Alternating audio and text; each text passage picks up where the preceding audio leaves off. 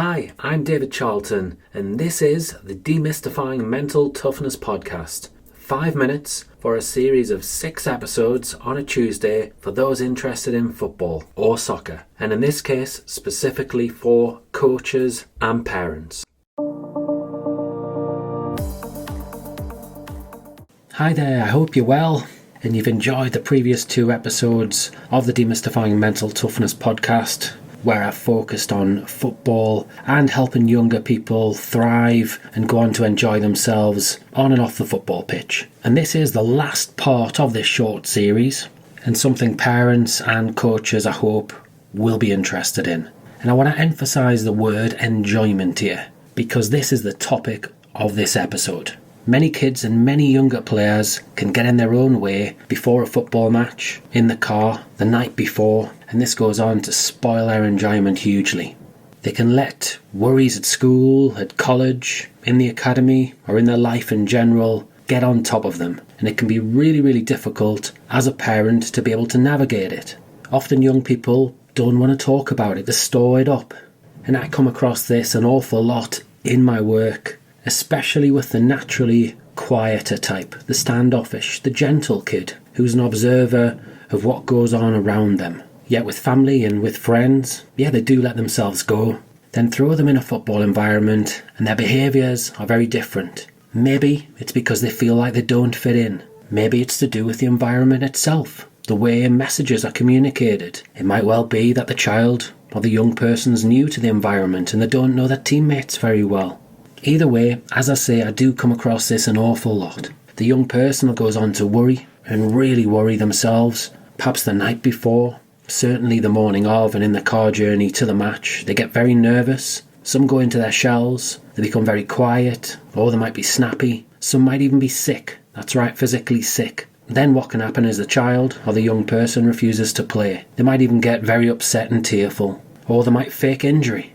This sort of thing goes on an awful lot, and naturally it spoils our enjoyment, or the young person's enjoyment of playing football, and it's really, really difficult for parents to know what it is that they can do. Because parents often just want to see their kids enjoy themselves. They don't want to see them really struggling. So I'm going to help you understand what's going on in the young person's brains.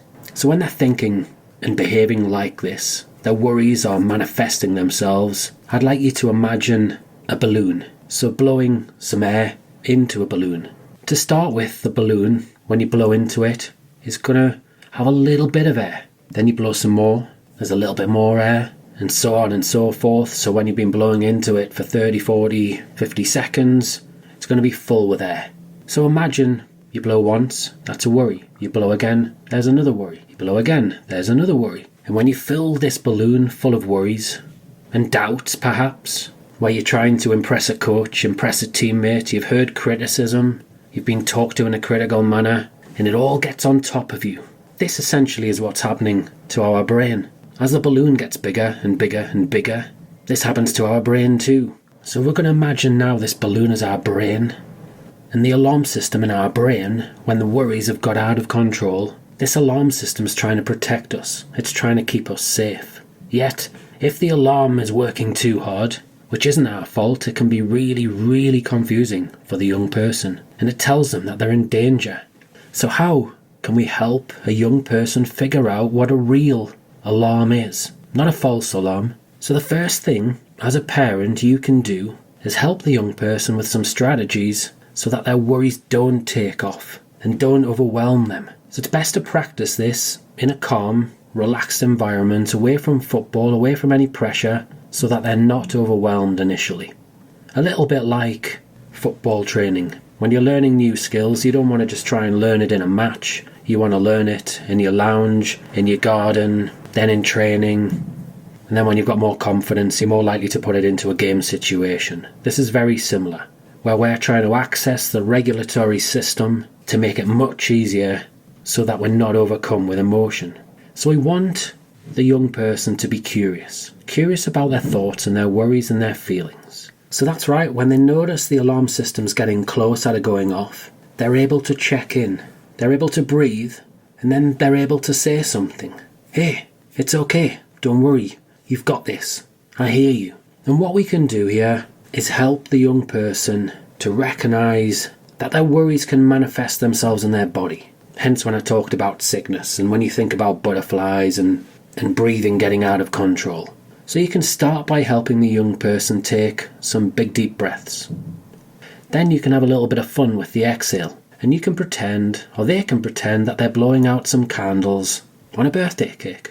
And then the follow on from that is grounded in mindfulness. If you don't know what mindfulness is, Google it, or have a little look in the show notes where I've got a few helpful links for you. So what we do is, we would ask them to name 5 things that they can see, 4 things that they can hear, 3 things that they can smell, and 2 things that they can taste. So as I'm recording this, I'm looking out my window and I can see some birds flying around. I can see my car on my drive. I can see some fields in the distance, different coloured fields. I can see the refuse collectors taking the bins away.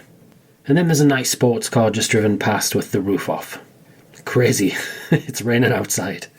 The 4 things that I can hear, well, it is quite windy out there, so I can hear the wind blowing. I can hear a buzzing in the bathroom from a ventilator. The birds are singing, and I can hear some dogs barking outside too. 3 things I can smell? Well, I haven't been very well this week, so I've got to be honest, I can't smell anything right now. I'm a little bit too bunged up. 2 things that we can taste. Well, personally, I've just had my breakfast and I've brushed my teeth, so I've got the nice taste of Colgate minty toothpaste in my mouth. And that's about all that I can taste. I've got a glass of water next to me. If I took a sip of that, then obviously I could taste that too. So by doing this type of exercise, it can help us learn to regulate our emotions, regulate our body. It's a little bit trial and error, but with practice, especially when things are all calm, it can help young people navigate difficult situations. Whether that's in football, whether it's in life in general, this exercise can be a big, big help. It is really, really difficult for us as parents. We want to be able to jump in and we want to be able to fix things. But often we're not there. So trying to teach younger people this sort of activity makes a lot of sense. And by doing so, it helps them remain more present, and it also helps them to rewire their brain. It's much easier to rewire a younger brain than an older brain. It's only one small idea, this, but I encourage you to give it a go and try it with young people or with your children. And hopefully then, when they're very nervous, when they're worried, when they're trying to fake injury, when they're looking not to play, they might have a different attitude. A just go out and play type attitude. Good luck with this. For more, please do sign up to the X Factor newsletter. It goes out every 2 to 3 weeks currently. Take care and have a great week.